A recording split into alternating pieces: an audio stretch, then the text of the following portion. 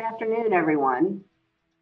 I am thrilled to be here with you to start our session on human trafficking.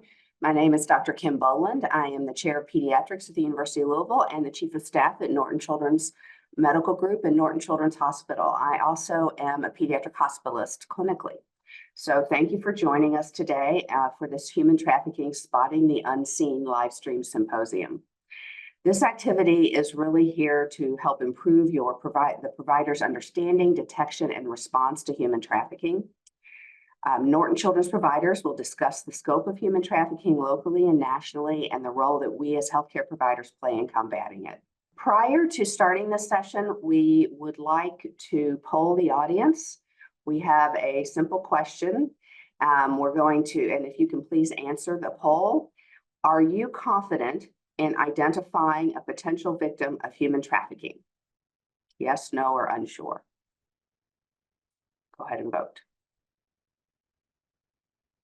So a lot of you put no or unsure, so we're really hoping that this will help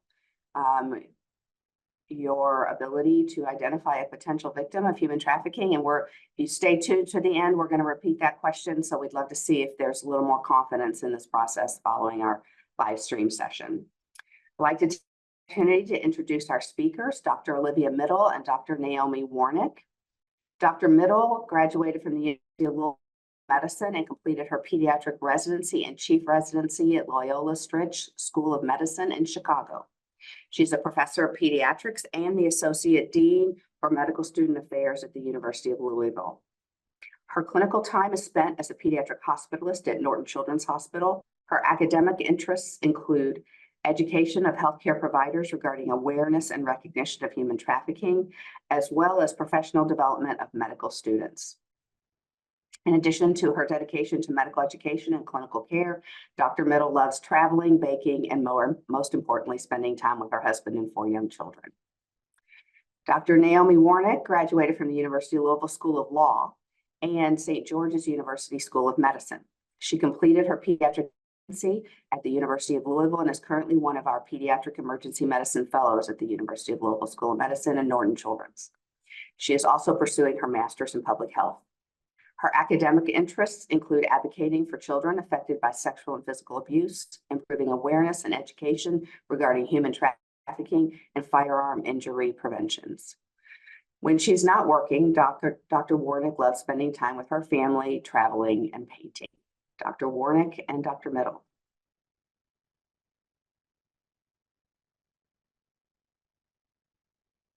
Hello, everyone. Thank you all so much for this opportunity to talk to you about a topic that we've both become very interested in and that I've become interested in ever since first learning about it, which at that same time, I learned that I had missed it. And I missed it not because I missed that day of medical school or that I forgot to study that portion of the boards, but because we're not talking about this topic as healthcare providers and as physicians. And so from our standpoint, Naomi and I would love this opportunity to talk to you a little bit about what human trafficking is and what you can do as providers to create a space to have conversations with your patients and hopefully avoid these missed opportunities that we have had. So with that, we are going to share our screen.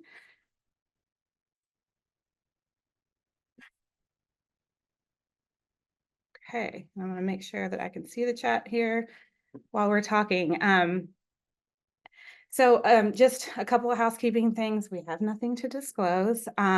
This is a heavy topic. All of us come with some background and lived experiences that can be pretty tough. And so if any of the topics that we discuss today are too much, please feel free to walk away. Please feel free to reach out for help. You are not alone. It's a heavy topic. It can be really tough to discuss. Again, Dr. Boland touched on our objectives, but overall, we want to help you better understand a little bit of what human trafficking is, help you understand kind of the prevalence locally, nationally, and even worldwide, and the role that healthcare providers play in combating human trafficking. And we want to do that by showing you some of the red flags that some of the victims or survivors can display, and most importantly, discuss appropriate communication strategies that you can take along with you to all of your patient encounters, but especially trauma-informed communication, and with the goal then to facilitate trust between the provider and the patient, and to allow the patient to feel comfortable telling you about themselves and asking you for help. So on that note, I would love to hear, I know we had that poll at the beginning asking if people how they feel about recognizing trafficking in the clinical setting. What do you first think about when you think about human trafficking? So if you're sitting at a desktop and you can safely answer this question, I would love for you to put in the chat kind of like a couple of words, what you think of when you think of human trafficking. And I'll just take a few minutes to see. Okay. Child sex, exploitation, tattoos, okay. Migrant workers, sex labor, vulnerable children. I'm not going to read everything because there's a lot, but forced labor, abuse, exploited and hurt, child abuse. Great. Abduction. It begins in home more often than the movies portray. Perfect. Thank you. So that you helped me with that intro. So there's a lot of comments coming in, and I really appreciate everyone's comments, but difficult to identify. Yes. Thank you. And so I think a lot of people initially think when they think of human trafficking, they think of that scenario where the co-eds are backpacking through Eastern Europe and are kidnapped and forced to work in a brothel while their special ops trained dad is coming and looking for them. And that's what we see in the Hollywood portrayal of human trafficking. And does it happen? Yes, to an extent, but that's certainly not what we see day in and day out here in the States and even across the world. So what we hope to do is kind of help you understand kind of the scope of trafficking and the pervasiveness right here in our own backyards. So moving on to the legal definition of human trafficking. So this is from the Trafficking Victims Protection Act of 2000. So it's the federal definition of human trafficking. So there's an action, basically an action of recruiting, of harboring, transporting, kind of obtaining or soliciting a human being by the means of force, fraud, or coercion. So force can be through abuse, through isolating the victim, physical abuse. Coercion can be threats of hurting that person, threats of hurting their family, threats of exposing them to the police or to the world, or fraud, maybe creating a bill or a debt that is so high that that person can't pay off, or telling them that they're going to make a lot more money than they actually do, for the purpose then of either commercial sex exploitation or forced labor. So I do have a little thing here to remind everyone that the means is not necessary when a child or a minor is involved. So anyone under the age of 18, even if it's the day before their 18th birthday, if there's commercial sex exploitation, force, fraud, and coercion don't have to be proven in a court of law for it to meet the definition of human trafficking. Kentucky, we have a very similar definition, and this is a definition on the books. It's criminal activity where people are subjected to forced labor or commercial sex acts through force, fraud, or coercion, unless, of course, you're 18, as we've already established. So let's look at the numbers. Oh, sorry. So that boils down to, at the end of the day, the physical or sexual exploitation of human beings who are reduced to simple products of commerce. So someone in authority forces someone to make money for them. And that is pretty much the kind of simple definition of human trafficking. Looking at the statistics, worldwide, this is what is mind-blowing to me. It is the fastest growing criminal enterprise. It's second only to drug trafficking, and just ahead of illegal arms trading throughout the world. So it is a big dollar industry across the world. It's estimated that there's about 21 million people worldwide, 16 million labor trafficked, and about 5 million sex trafficked throughout the world. So in the States, in the United States, the numbers for sex trafficking is much, much higher than the labor trafficking. We have a labor trafficking problem. Don't think that we don't, but it's not as pervasive as the rest of the world because of our labor laws and other, and just the fact that we're watching for that more often. Women account for a slight majority of labor trafficking, but a large majority, up to 85% of sex trafficking throughout the world. And children account for about a quarter of all sex trafficking. So those are numbers that are important to know. When we think about the US, so when we're kind of going through the US, this heat map is not a incidence tracker necessarily, but this is from the Polaris Project, and we have that on our resources. The PolarisProject.org is a really thorough resource, and they oversee the human trafficking hotline, which is this phone number that I put right here. Anyone who suspects human trafficking or is a victim can call this number for help. It is important to, so they keep records of all of their data. They do put the disclaimer though, that they only ask the information that they need to help that person, or the information that, and they can't always get all of the information on every call. So a lot of the numbers are missing, a lot of the identifiers are missing. And while I respect that, I do wish it were a little different so we can have more numbers, but you'll see this a little bit more as I go through the some of the other data that we have. But keep in mind though, that these are calls into the human trafficking hotline. And if you look at the map, you'll basically see wherever there are people, there is trafficking. And the highly concentrated people are the areas where there's the most trafficking. And that, I think, makes sense.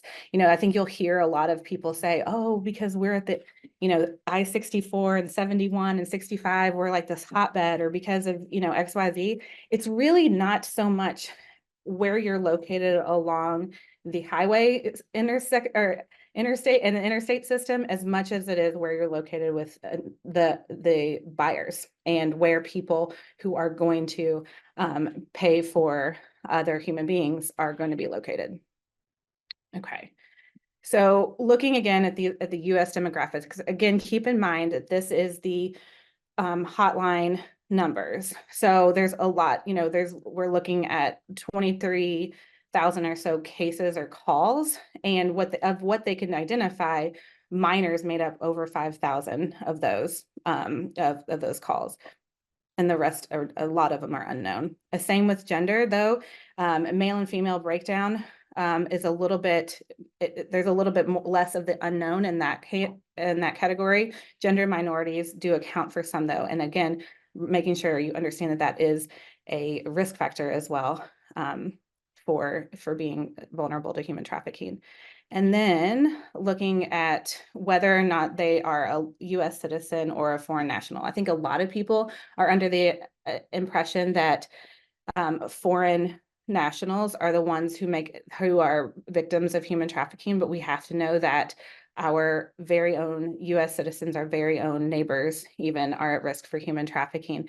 And I think the numbers are much higher for their US citizen. It's just unknown a lot more on these phone calls. Okay. Looking at Kentucky in the heat map, we had about 4,000 almost reports made regarding about 920 cases, and which means it's kind of confusing, but at the end of the day, there were about 220 or 2,200 victims from the time of 2007 to 21 when they've been keeping track. So some of the cases, there were multiple victims, as that would make sense then. It is also important to note for Kentucky, the alleged perpetrator was a victim's caregiver in a large majority of the cases. So almost 80% of the victims of human trafficking involved the caretaker of the person. We are slightly higher than and then average nationally at 3 cases per 100,000 versus 2.8 per 100,000. So those are some of the statistics from Kentucky from this Polaris project that we again recommend that you take a look at some point to review. So what does human trafficking look like? What are some of the scenarios? We've talked about it being labor trafficking. We've talked about it being sex trafficking. Let's talk about kind of what that looks like. And there's a little kind of, there's some looking at this. Let's, starting with labor trafficking. Labor trafficking looks like a person who can't otherwise get a job or wants a higher paying job.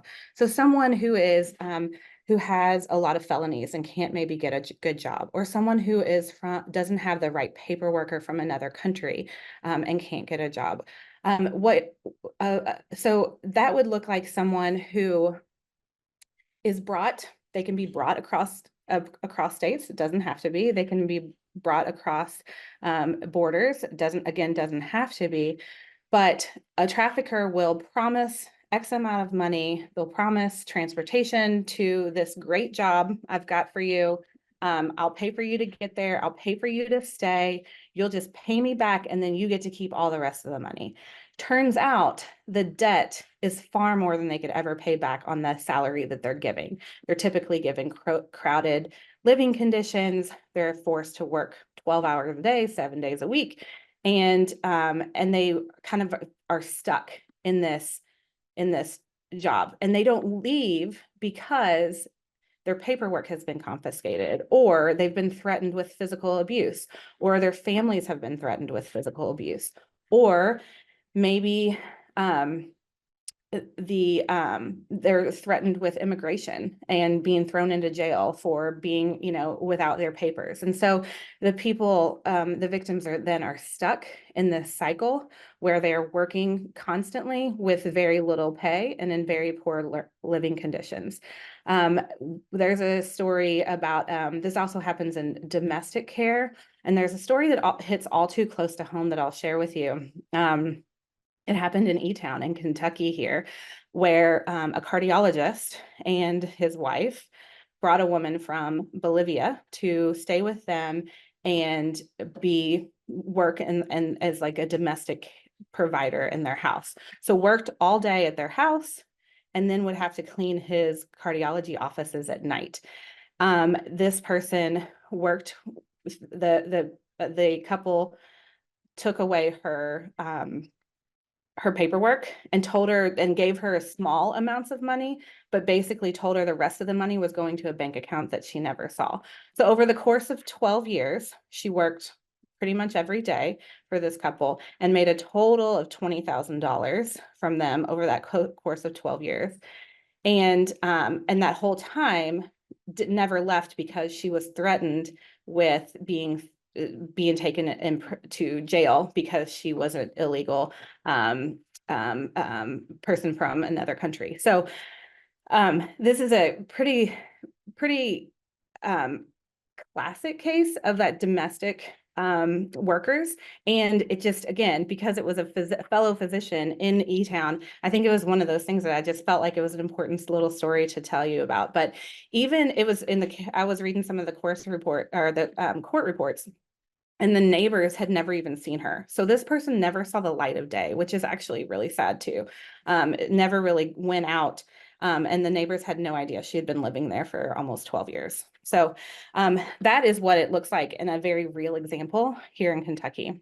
So that's labor trafficking. And that's, there are still many, many instances of that. And, the intersection of labor trafficking and sex trafficking can be like in the massage parlors or massage salons, nail salons area. And that's something to be on the lookout for as well. Something that you would look for with that would be there's a controlling one person who handles all of the money.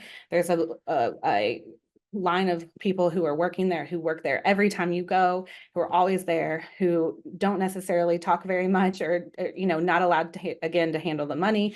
And seemingly you have to work a lot without breaks. Any of those kinds of things I think would be enough to raise your concerns a little bit about trafficking and knowing that it does happen. I have a little stick figure family here, as a reminder that one of the most horrible versions of trafficking that I feel like I can wrap my head around is familial trafficking.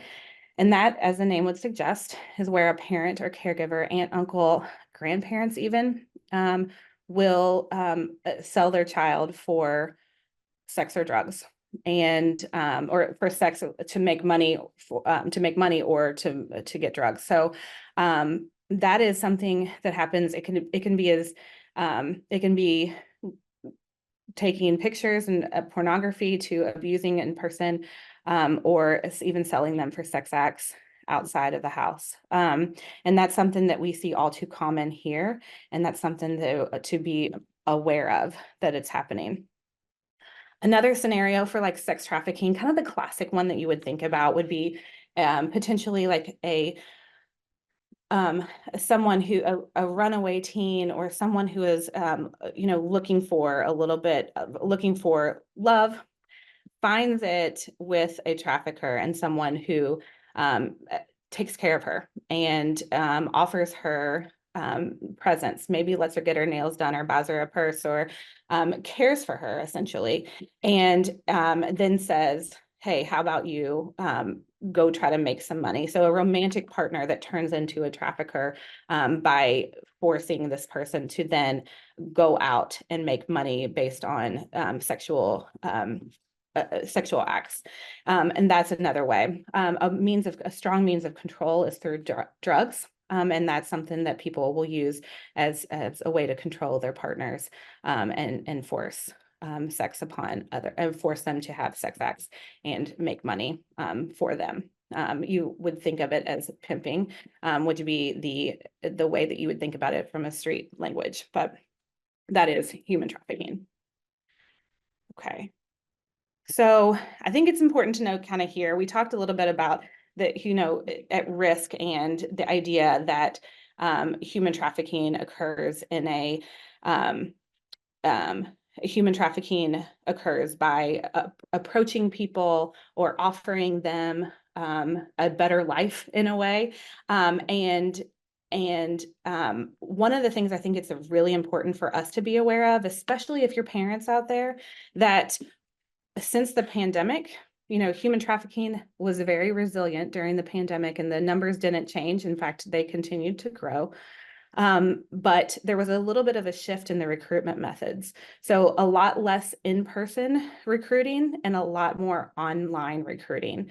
And this looks like, there's a 22% increase during the pandemic, significant 125% in Facebook, and 95% increase in Instagram use. But other ways to recruit victims, including children, are through social media, YouTube, video games, dating apps. Those are all things that were increased in the recruiting of children. And so I can, as a pediatrician and as a mother, I think it's so important for everyone to be aware. If you've got young children who are just getting into the internet, make sure you're watching them, make sure you're supervising them, talk to them about this issue, and talk to them about the fact that there are people who seem really nice and want to just meet up, who probably have a lot of bad things in mind. So I think that's just important for all of us to know. So again, just to kind of sum that up, child sex trafficking happens a lot more electronically, much more so than what we might have been used to when we were kids, like saying, don't take candy from strangers and don't get in the car if someone tells you that they know your mom, those kinds of things. I mean, again, happens, but it's much more pervasive online. And it's definitely something that we need to be aware of, and we need to shift our mindset towards the online world. Okay, so we've talked about kind of what trafficking looks like and how people can be potentially lured into trafficking. Let's talk just really quickly about risk factors. There's actually a lot of risk factors. And this is again from the Polaris Project, but when you break it down, labor trafficking it does seem to be there's more of a risk factor if you are a recent migrant or recently relocated and you're an unaccompanied foreign minor. But otherwise, unstable housing, economic hardship, or substance use can also put you at risk for being vulnerable to being trafficked. Again, with sex trafficking, it kind of it's almost flip-flops with that substance use and unstable housing, runaway or homeless youth. So think about, from our LGBTQ population, our foster children, anyone with that kind of unstable background, recent migration, relocation, and then mental health concern. But putting all of these together, it's really important to know that just about anybody can be at risk, especially minors. And so you can have a child who goes to private school and has dinner with their family every night who is still trafficked. And that is one of the things that, like, as I've learned more about this and realized this, I think that that's the part that I just feel like it became so much closer to home. And it became so much more important for me to make sure that everyone knows that it's not just the kids at risk. It's not just the people at risk from other countries or other things. It is happening to our next door neighbors. And it is one of those things that is just so important for us to have on our radar so that we can know about this and know when to ask questions. And so with that, when we're thinking about these things, these risk factors and how this presents, it only makes sense for us as clinicians to think about the fact that there are going to be health consequences that come either while they're being trafficked or as results of the things that they're subjected to during the time of being trafficking and the things that they live through when they're survivors, when they're kind of in survivor status. And so I think it's important for you to be aware of those. Just again, this is no way exhaustive, but when you think about physical health concerns, think about the physical abuse or unexplained injuries from abuse, but also think about branding. Some traffickers will brand their victims to mark them as theirs. So that can be through tattoos, that can be through mutilation. And so be on a high alert if you see anything suspicious about that makes you think anything about trafficking, like that would suggest they're for sale or suggest that they've been mutilated for any reason. There are certainly neurological consequences, frequent headaches, and other things that would come along with that. Cardiovascular, respiratory, dietary, nutrition, and a lot of these would be neglect, right? So the chronic asthma that isn't taken care of. Of course, we have reproductive issues, so STIs, unwanted pregnancies, frequent or recurring abortions. And then exposure. Because if you think about someone who is forced to work outside on the farm all day, every day, so they potentially have repeated severe sunburns or maybe overuse injuries from having to work and not being able to rest. And so those are things that would be something to think about. Exposure to certain chemicals that they shouldn't, they should have had protective gear when they were working with it, but then maybe you get the history that they were denied that protective gear or something along those lines.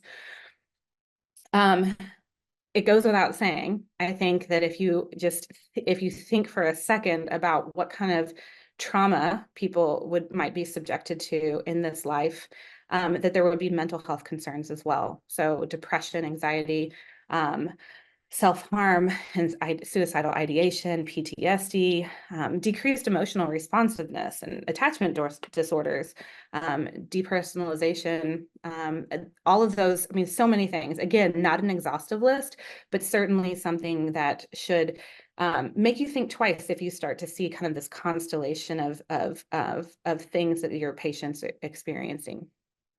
There's other things such as social and development, increased risk-taking behavior, trauma bonding with the trafficker. I mean, that's a big thing that happens, and that's Stockholm syndrome.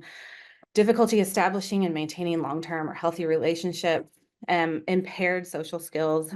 All those things can be seen kind of both while people are being trafficked as a result of their abuse, but also kind of through the rest of their life when they're survivors. And so knowing all of this information, we want to kind of take that next step and talk to you about the role of healthcare. Why is this important? Kind of putting this all together. Why is it important to know about human trafficking and recognize that there are significant health consequences, and what can we do as physicians? So Naomi's going to take over from here, and we'll have an opportunity for question and answers after this. Thanks. Hi, everyone. So now that we have talked about ways that we can recognize human trafficking and what it is and who of our patients or other people we might encounter that might be at higher risk for it, what is our role? What do we do about it? And how do we help these people acutely? And then how do we help them more long-term, help them work through some of these health consequences that Olivia just talked about? So our role is to recognize and treat those who are currently trafficked and those who have been trafficked. And that can look like a lot of things that we'll get into more, but it can look like being kind to them and creating an environment where they feel comfortable coming back for their health care, feel comfortable talking to you, and then continue to work with you towards a treatment goal. So it's important to know that about 88% of victims, adolescent and young adult victims, have visited a healthcare provider while being trafficked and not identified.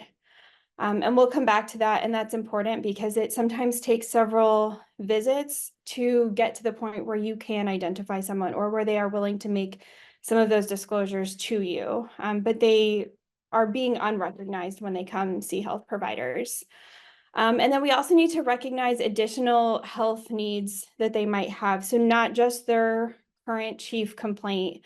They might come in with abdominal pain or needing treatment for an infection, but also recognizing that they're more likely to have anxiety and depression and other mental health needs. So keeping that in mind and possibly making sure that they have resources and referrals to a mental health care provider as well. So how are ways that we can recognize human trafficking? And before we talk through this list, it's important to recognize that every incident of trafficking looks different.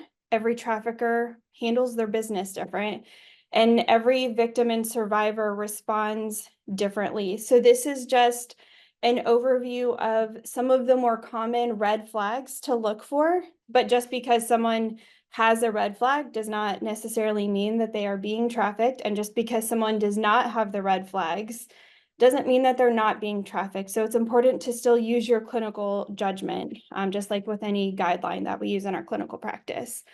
So some things to look for would be if the patient is unwilling or hesitant to answer questions about an injury or illness. They're sketchy about it, they won't answer it, or someone else is answering for them. So if someone comes in and doesn't let the patient speak for themselves, there's evidence of a controlling or dominating relationship. For example, in my practice, if I have a teenager or an adolescent, I'll ask the parent or the adult with them to step out of the room and ask some more personal questions. But if the person that's accompanying your patient just refuses to leave them alone, refuses to step out of the room, that could be evidence of a more controlling relationship where they're not wanting to leave the patient alone with you. If they are fearful or nervous, and this would be beyond just, I have anxiety about going to the doctor because I don't like the doctor. They're unable to provide his or her address. They don't know where they're staying. So, if you have a 5-year-old, they might not know their address, which is age and developmentally appropriate, but if they don't know what their house looks like or something like that. So all of these things also keep in mind the developmental appropriateness of what your patient should and should not be able to do and know. If they're not aware of their location or the current time, and this isn't like it's 8 o'clock and they tell you it's 7 o'clock or something like that. They don't know what time of day it is. They don't know what city they're in. They're lost. Or if they're not being paid or their wages are being withheld, which you might think this is not something I typically would talk to my patients about. If you're talking to an adolescent or young adult and you talk to them about their job, you can get some information about their job, where they work, do they like their job, are they happy? And that would be a way to kind of get a little bit more information about their employment. So when you're talking to your patients, communication is the most important thing that you can provide, most important in creating that relationship with your patients and creating an environment where they feel safe and they feel comfortable talking to you and receiving their care from you and having an honest and open relationship with them. So you want to develop rapport with your patients before you discuss more personal topics. And you can do that by ensuring confidentiality to the extent possible. So don't promise them that you will not tell anyone anything that they say, because legally you might be required to disclose something to someone else. For example, if they have a plan to harm someone else or harm themselves, you would need to disclose that to someone else. Use non-judgmental language, and use open-ended questions. You'll get more information from them if you just allow them to talk and answer questions versus a pointed, closed question. And going back to non-judgmental language is so important. So we have different experiences than each other and different experiences than our patient. So I might know how to protect myself against STDs and think that, how could you possibly be on your 5th or 6th round of STDs this year? Why aren't you protecting yourself? There's circumstances that your patient might be going through that would not allow them to protect themselves. So just keep in mind your experiences are different than your patient's. And I specifically chose this picture for this slide. I think it's so important. So if your patient doesn't feel comfortable, they're not going to say anything. If the physician or the provider doesn't have an appropriate index of suspicion and isn't communicating appropriately with their patient, they're not going to see the risk factors, and it's going to be a cycle. You'll also notice throughout this presentation, there are no photographs of people. They're all cartoons or illustrations, or you can't see someone's face. And that's intentionally to reduce the risk of creating bias of, well, I saw a picture in this presentation, so this must be what a victim looks like. So it's to help you keep an open mind when you take care of your patients. It's also important to use, when you're communicating with your patients, trauma-informed questioning, which we'll talk about in just a minute. And if you can, talk to the patient alone, and that might require you to be creative. So a parent or a companion of a patient might not, want to leave the room for the patient, but you could say, well, we have, when I'll go to radiology with the patient to get an x-ray or something, and why don't you stay here? Or have the registration person take the companion out of the room to do paperwork or something like that. So there are ways that you can be creative to get your patient alone, to be able to talk to them and create that environment where they feel safe talking to you. And then again, don't make promises that you can't keep, because if you don't keep promises, that will destroy any trust or therapeutic relationship that you're working on developing with your patient. So trauma-informed care, basically, it's an approach to engaging people with histories of trauma that recognizes the presence of trauma symptoms and acknowledges the role that trauma has played in their lives. And the role of trauma has played some part in all of the health consequences that Olivia talked about just a little bit ago. So it's important to keep that in mind when you're talking to the patients. You don't want to re-traumatize your patient with a conversation, but sometimes you do need to get information about their trauma to be able to help them and help create a safe and healthy space for them. So there are 6 principles of trauma-informed care, and the goal of using trauma-informed care and communication and these principles are to develop trust with the understanding that trauma is linked to overall health. So if you can help reduce trauma, you can improve health. If you increase trauma, you can reduce health. And so the 6 principles are trustworthiness and transparency. So developing that trust and relationship with your patient and being transparent. So letting them know why it's important for you to ask certain questions or get certain information, why it's important for them to create a follow-up plan with you, why it's important for you to get a certain lab. An example I like to use is, if you walked in your patient's room and said, when was the last time you had sex? They probably would look at you and say, why do you need to know that? That's a very personal question. But if you explain to them why, knowing the last time they have had sex, so the last time they could have contracted an infection or become pregnant, that lets them know why you're asking the question and that it's important information for you to know. It allows for peer support. So it allows you to collaborate with other peers. So I have certain information that I might need to get from my patient for clinical care, but I recognize that having a social worker talk to my patient might also be helpful, and might be able to get different information and create a different therapeutic relationship with them. That goes along with collaboration. So collaborating with your team, empowering your patient to own their story and empowering them to speak up and stand up for themselves. And that's a really hard one, especially someone who has been beat down or been traumatized and diminished for so long. It's hard for them to stand up for themselves and be empowered. And so that's something that can take a long time, and you need that therapeutic relationship with them to help move forward with that. Giving them a choice. So would you like me to do this first or this first? Do you want me to, for an example with children, do you want me to listen to your heart first, or do you want me to feel your belly first? So giving them some choice and some power in this interaction goes a long way with helping them feel comfortable in your situation. And then humility and responsiveness. So going back to recognizing that I have a different story than Olivia does and a different history, and we all on here have different stories, and all of our stories are different than our patients. And so just recognizing that there is that difference, and that we all go about things differently and have different perspectives, and no one perspective is right or more correct than another one. So things to consider when you have a visit with someone you are concerned about being trafficked. So you developed a great rapport with them, you have this great therapeutic relationship, but now you need to document what you saw, for your medical records. And also, in the event that they see another physician at another time, that physician can, know what you guys talked about and not have to rehab an entire conversation with them. So your documentation of your encounters is quite important. But just keep in mind that the Cures Act from 2021 states that medical records have to be immediately available to the patient or their proxy, with several exceptions. And one of the exceptions is sharing this information, would endanger the life or physical safety of the patient or another individual. So examples of that would be spousal abuse, human trafficking, child abuse, things like that. And so in our Epic EMR, there is a button that you can click to unshare that note with the patient if they meet this exception.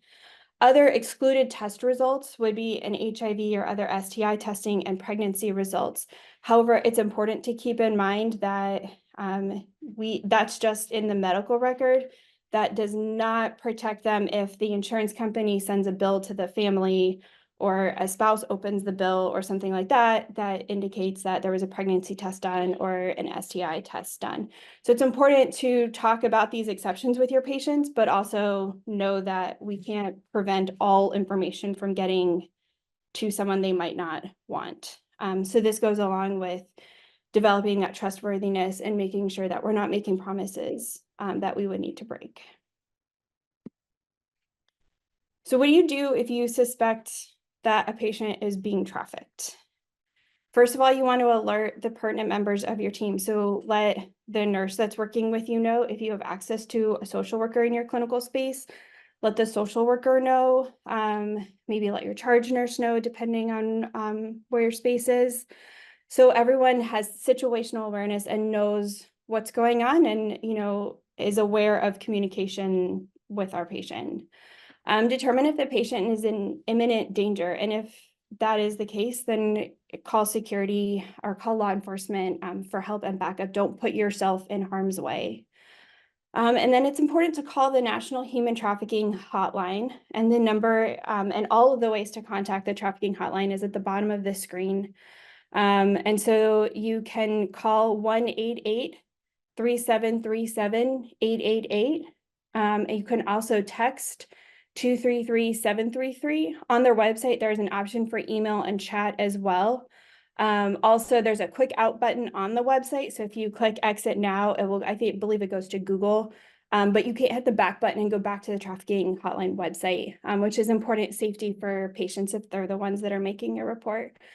It's important to note that calling the National Human Trafficking Hotline does not satisfy any mandatory reporting requirements that we would have. So if the suspected victim is a minor, you would still need to make a CPS report. And the National Human Trafficking Hotline can help you determine that you would need to do that and can also help you with notifying law enforcement. If a patient shows up with law enforcement, so obviously that report has already been made, it's important to still call the trafficking hotline because they're the ones that keep track of the statistics for research and resources and funding, so we can continue to know more about what's going on and how best to use resources that are available. So there's a lot of local services for victims of human trafficking. And you know that most people on here are in the Louisville area, but there are people from all over, and the National Human Trafficking Hotline website has resources for victims all over the country. So you can go to their website, and I put a QR code to the local services section of their website up on the screen right now that you can use. And you can type in a zip code or a city or state, and it will tell you resources that are available in that area. Some areas around, so some resources in the Louisville area include Safe Passage, which serves youth in Louisville, and they do have the ability for someone to just go drop in. They provide resources, help. They can help filing a protective order. They provide a hot meal for people who need their services. Free to Hope is another service. I believe they're across the river in southern Indiana. And then healtrafficking.org is a website that has other resources and other educational material for us as providers to continue to stay up to date on the state of human trafficking and how best we can help our patients.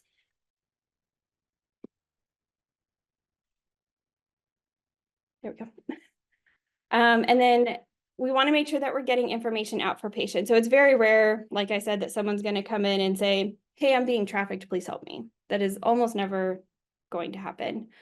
But you can provide information to patients that when they're ready, they can make a report for themselves. They can pass it along to a friend or a family member if they think that they need it as well. This is the text that's on the screen now is a dot phrase that I have in Epic that you are feel free to steal from me if you'd like. I put it in everyone's discharge paperwork, and that way I can say, I give it to everyone. I'm not singling you out. I'm not saying that I think you need it or I have any suspicions. If any of this information is helpful to you, please use it. If you think it's helpful for a friend or family member, pass it along. If you don't want it, toss it. So it provides information for mental health crisis, including the 988 number and also the texting hotline, directs them to call 911 if there's an emergency, and then also has information about the human trafficking hotline.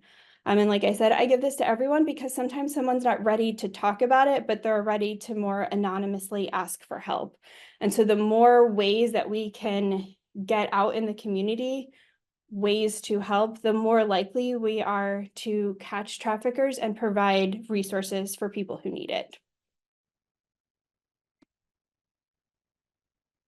So now that we have learned about what human trafficking is, how we can have conversations with our patients in our clinical space and what we can do for them, what can we as a healthcare community do to help victims of human trafficking, help recognize human trafficking, and prevent it from happening in the future? So on an individual level, we just talked a lot about communicating with our patients, appropriate documentation and reporting. On an institutional level, we can have events like this one where we talk about it, we update what is the state of human trafficking, and have other institutional programming. We can have multidisciplinary task forces, other meetings, institutional policy development, and that could look like having nursing leadership, social working, case management leadership, and physicians from several different departments all meeting together to talk about how we coherently and cohesively help these patients. And then working in the community, so supporting community resources that help our victims, getting awareness out into the community, and potentially creating new community resources if the need exists. So here's some additional resources that has more information about human trafficking, what to do about it, and other resources for our patients and their families as well. So again, the National Human Trafficking Hotline is up there. The PolarisProject.org is a website that has a lot of really great information, a lot of really great infographics, and has a lot of updated statistics. So they keep up to date with the latest numbers, which is helpful. End Slavery Now is another great website that has a lot of information. And then healtrafficking.org, which I had mentioned a little bit ago, that has a lot of really great information for healthcare providers. And then here are our references that we are happy to send you. I'm just going to go back to this page right here. If we have any questions that we can answer, but just so everyone has access to the different ways that we can contact the National Human Trafficking Hotline. Someone said that Catholic Charities also has some great resources. Thank you.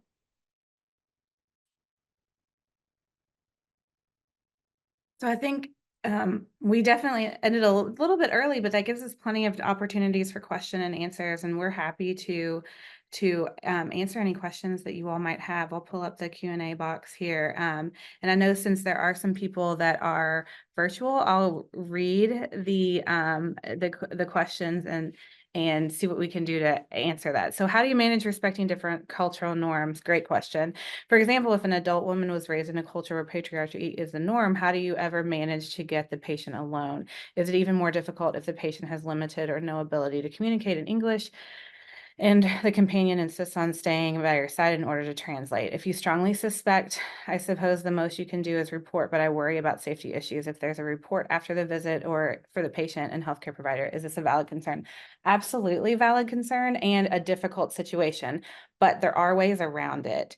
You know, certainly the most you can do, you know, as often as you can, you know, in-person interpreters are wonderful, but that's also not realistic. So having the iPad interpreter and having a interpreter, and you know what, using the way that you could do that, especially when they respect the patriarchy or patriarchal systems, is say that the hospital policy is, I have to use an interpreter for this account. Like it's not, I know you want to, but I have to ensure that my patient understands what I'm saying and I understand what they're saying. So you can do the hospital policy thing. Another thing that's really helpful is, you know, I never advocate for lying for sure, but certainly not, you can say something along the lines of, I have this, we need to get a urine sample and I have to take this person to the, you cannot come back to the bathroom with us. And then you kind of, you do what you can to isolate the victim, you know, go to the x-ray with them, those kinds of things, and just, you know, use hospital policy as the process, because it is hospital policy to talk to adults by the, you know, individually by themselves. So those would be the ways that I would recommend getting around that question. Did we lose where did the question go? Oh, you moved it to answered. Oh, I'm sorry. You got behind the scenes working for us. Okay. I'm not used to that.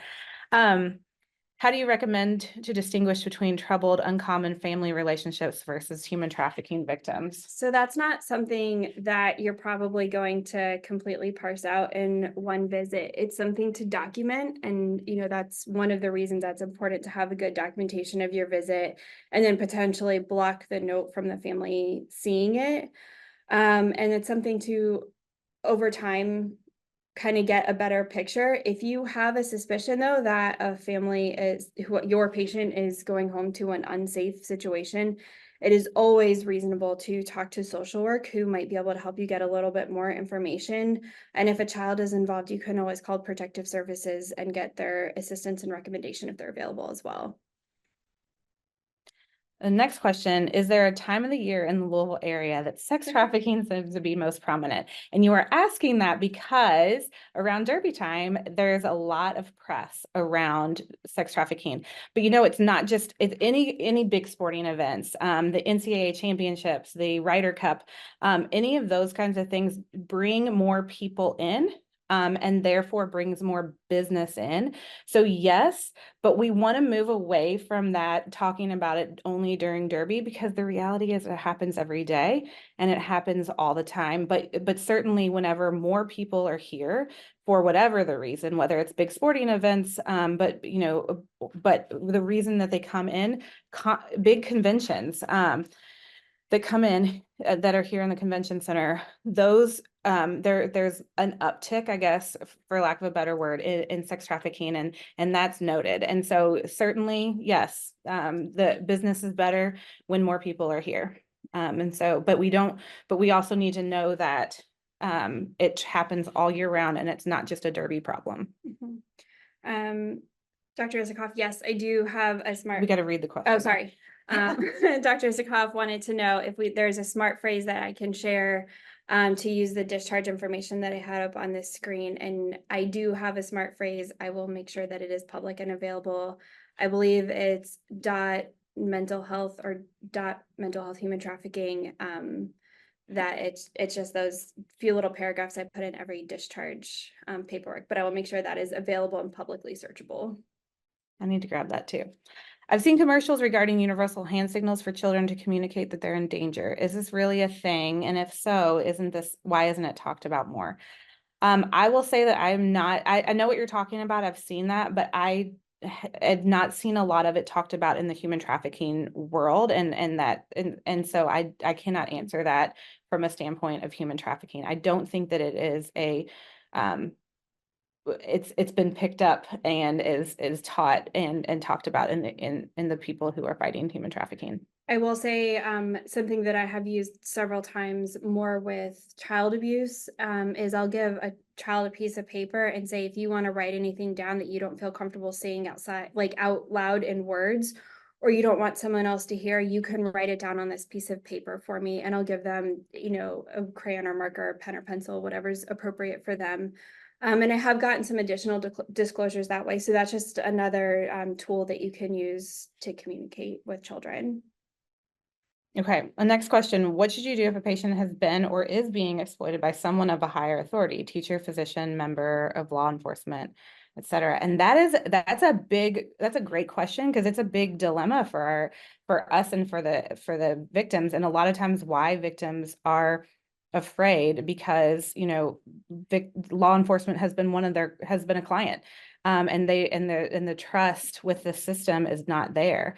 And so so I think oh, sorry, it keeps moving. So I'm trying to, so I think from that standpoint, you still call the hotline, and the hotline is going to have a lot of workarounds and a lot of advice for you. I've been very impressed with their availability and the knowledge that the people at the hotline have. And so that's always the first thing I say if somebody calls me, one of my colleagues in the hospital and they're like, we're concerned, call the hotline. That's the first. I think that's the best thing, and they can help guide you. And again, that doesn't take away your requirement to report if a minor is involved, but it does help give you some guidance, and you can kind of talk through the scenario as much as possible and get that from them. And if you're worried about local involvement from the authorities, you have to figure out a way to go around that, because you certainly have to help that person. And human trafficking is a federal crime, so you are not dependent solely on local law enforcement or prosecuting bodies to investigate and determine if it's law enforcement. The FBI will be involved as well. So hopefully that is something that can help make sure that someone is staying safe if local law enforcement is involved. Am I supposed to send a child home if I suspect they're being trafficked, or do I admit them? So please don't send them home. Just like if you are suspecting child abuse, this is it is mandatory reporting. You'll report. And if you are concerned ever about the safety, I can speak as a hospitalist. I'd much rather you admit them for their safety rather than send them home to an unsafe environment. And so I'd like to think that I'm speaking for all my group. I think Kim can agree here.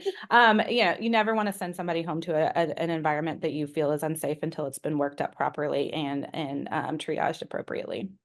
What type of tattoos are most likely and where are they located on the body? I think typically in pop culture, we think of a barcode tattoo, either on their wrist or on the back of their neck. I can tell you that I've never seen any of those. I have seen new tattoos with someone's name on it, or one time several girls came in with the same tattoo and it was all on their hip. So there isn't a specific type of tattoo or location. It's some way for the trafficker to mark their commodity as theirs, so other people know that their property. Yeah, a lot of times it'll be like that person's pimp name, for lack of a better word, or there'll be like prints written with a $ instead of a C, kind of. I mean, $ and things are also another thing in addition to the barcode that is kind of classically discussed as part of trafficking, but it's not necessarily something, I don't think we see it very often. I think it's one of those that that was kind of one of the first things that people started talking about, but I don't think it's used, at least from what we've seen. The barcode's not necessarily used, but there's definitely branding that does occur, and that could be from mutilation or tattooing. Okay.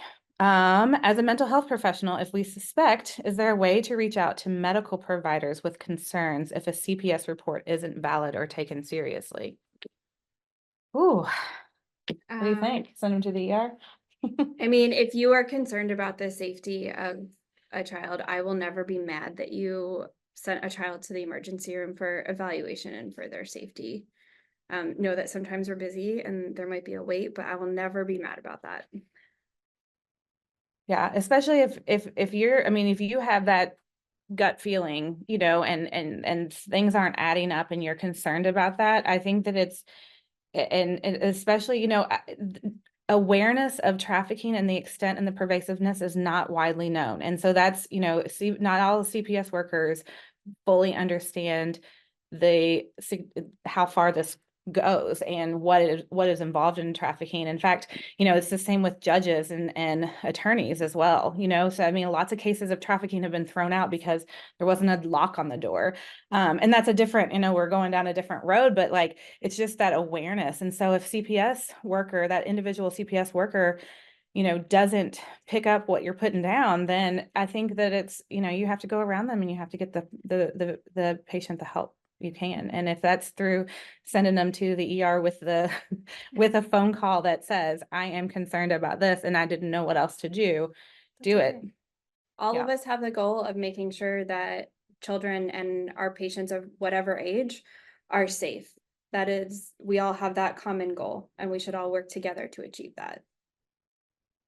If you're a male provider, it can feel even more difficult to gain the trust of patients who identify as female and who may be trafficked. Strategies on language that a male provider can use to gain trust while seeing a patient who identifies as female, please. You have ideas as the communication expert here? I think the most important thing is to not be overly friendly with the patient, especially if the patient has been traumatized, been sexually traumatized by a male, although they could be by female as well. But it's important to develop the trust. So find some common ground. For example, if you both like bowling, talk about bowling for a minute or two. Find something in common that you have with them, so you're not just this strange man coming in and asking about sex practices. You could also ask if you have a female nurse or social worker or MA or someone else in your office, ask the patient if they're more comfortable having that person in the room as well, because you want to create a safe environment for the patient where they feel comfortable talking to you honestly. Mm-hmm. And ultimately, if the patient might end up being more comfortable with a female provider, and if that is possible to allow them to have that might be a way to help them as well. Although I understand that that's not always realistic. Yeah, it's definitely a difficult dynamic, but again, it's that being just the basics of communication and being kind and trying to engage. But I mean, all had patients who just like won't talk to us, get the heck out of here, and I have nothing to say to you. And there's just no way around it. I think the importance is to keep trying. I've read studies before where it takes about it'll take at least 5 interactions with healthcare for someone to even kind of disclose. And so you don't know where you are in that continuum. You could be number 3 or you could be number 6, and it could be the time where they disclose. And so it's just about creating that space for them. And if they don't want to talk now, say, I'm here when you do want to talk. And I think that can be really helpful. And when we talk to survivors that we've worked with, that's a big thing for them, is like, you know what, you need this exam or you need this study. If you don't want to do it right now, that's okay. But when you are ready, I will make space for you in my office, and I will make it happen. And I think that goes a long way for establishing that trust and working on their time, again, giving them as many options and as much oversight or choices that they can make. Another thing that you can do to help them is they might not have had a decent snack or meal in a long time. And so helping to just provide basic needs for them as well, bringing them some water or juice or a snack or something just might help them feel more comfortable and help them know that you're helping them meet those basic needs that they have. Working for the Human Trafficking Division and all my education, I would find it concerning to put this information on the patient's AVS, as most traffickers have full control of the patient's belongings or documents. This could potentially put the patient in more danger.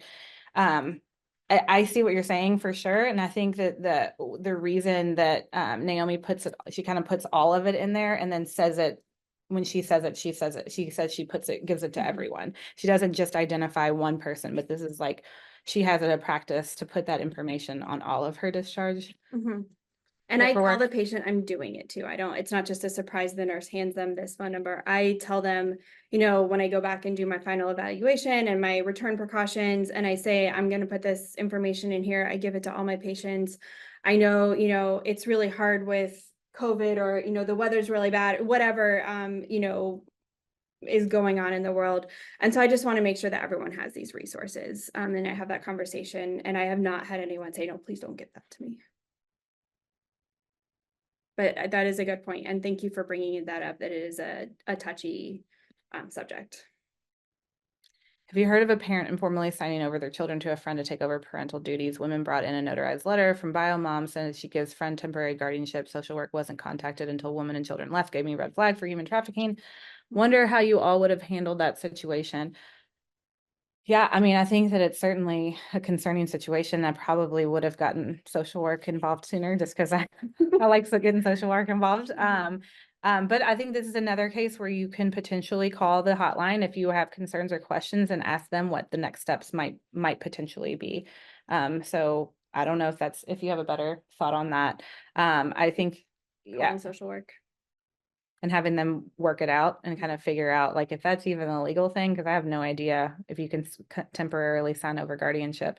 Doesn't sound right to me, but we got a notary, so I don't know. You can notarize anything, but all right, you want to take that one from Danielle? Regarding potential rape kit or sexual assault evidence collection and evaluation, if they show up with the FBI but refuse, we do not have to collect, right? That is correct. It's an exam just like anything else. You have to get the patient's consent or assent. So if they're a minor, you still have to talk to them and they still have to agree to the exam. You can't assault them further with evidence collection. The FBI could come back with a court order. I've had that, not with the FBI, but with law enforcement. One time we had to admit the patient, and law enforcement actually came back with a court order to collect the evidence. So that would be the only way that you would do it against their will. And typically at that point, it wouldn't be the emergency room team doing it. But it would be someone in another clinical space, but that would be a very special occasion. Okay, and Dr. Giannini put that if there's significant concerns for patient safety discharging home with someone, there's protective custody order that physicians can place a 72-hour hold Mhm. and allows time for CPS to interview. So legal department, very helpful. And yes, we would second that. Thank you for that answer in that question. And then the last question, are there any local agencies for trafficking that you all recommend, or do you have a list of agencies or groups that are doing this work? I've worked with Survivors Corner as an example. So yes, the QR code on your screen right now will link you to the National Human Trafficking Hotline website, Find Local Services. There's a few that they have listed in Kentucky and Indiana. There's a few others. If you do a Google search, that will give you some additional information, such as, can you move the chat box? Nope, just, Oh, no. shoot. That was not what I wanted to do. Sorry, team. There you go. Just move the chat box. Yeah. So Safe Passage and Free to Hope are two other local resources in the community that can help survivors. There's a lot in the chat. We've got a couple questions. I'll read them to Okay. you. So Thank you you. can track. So for healthcare workers in the ED, what is the emergency room role where patients are being seen for one encounter, especially in adults where it's not as straightforward to report?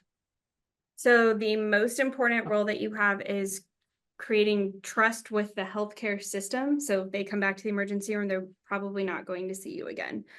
So creating health with the healthcare system and within that emergency room. So making sure that you're communicating in a trauma-informed way and being respectful of the patient. If you have a high enough suspicion, providing resources, letting them know that, you know, if we're always available, the emergency room is always open if they need to come back and be safe. The ability to put a 72-hour hold on someone or call CPS is not helpful in the adult world because they're adults. Yeah. So it's a little bit harder to help someone who's not ready to be helped in the adults. So creating that just a safe place and a trusting place for them. So it may take more than one visit. Correct.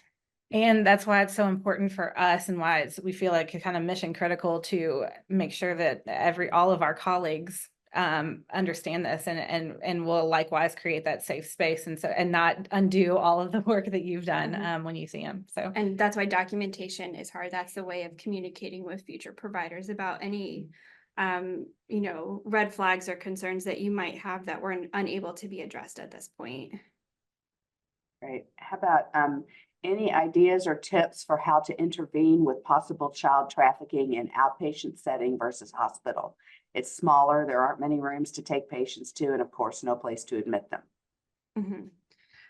So yes, it's definitely hard, and depending on your clinical space, you have different resources. If you are truly concerned that a child is unsafe or being trafficked, you can always refer them to the emergency room for that evaluation. That's, where we would do a child abuse evaluation, for example, as well. And if you can always send them via EMS if you're, concerned that the adult that's with the patient isn't going to take them to the emergency room or it's gonna be dangerous for the child. You also can from the office, you can call CPS, you can call law enforcement as well. And I know that security is not as robust in some of the outpatient settings. And so if you're concerned about the safety of yourself or your staff or other patients, you can also call law enforcement to come help with that security aspect of it. I think there's one other question about a copy of this PowerPoint being available in Norton's portal. it's fine with me. Fine with us? Yeah. So yes, it should be available. All right. Are there any other questions from anyone? Any last words of wisdom, Olivia or Naomi? Please reach out if you have any additional questions or concerns. Please reach out to us. We're happy to talk to you. We want to make sure that we all are increasing our awareness of this so we can all do the right things by our patients in our community. Yeah, and it's just time and time again, when we think about this topic and we think about the survivors that we've worked with, I think the biggest thing is to create that space and create that trust. And you can carry that, these techniques that hopefully you've learned today, you can carry those to all your patient encounters. But it's so invaluable to give them that, provide the care that we probably all set out to provide when we started becoming, when we started on our journey of being medical professionals. So thank you all for your time and your patience and your interest in this topic, because we definitely are very interested. Thank you very much. We are going to real quickly relaunch the poll question. Are you confident in identifying a potential victim of human trafficking? If you want to just put your response, we're interested to see if anybody feels a little more confident after this talk, which I certainly do. So thank you very much for joining us today. We hope you enjoy the live stream symposium.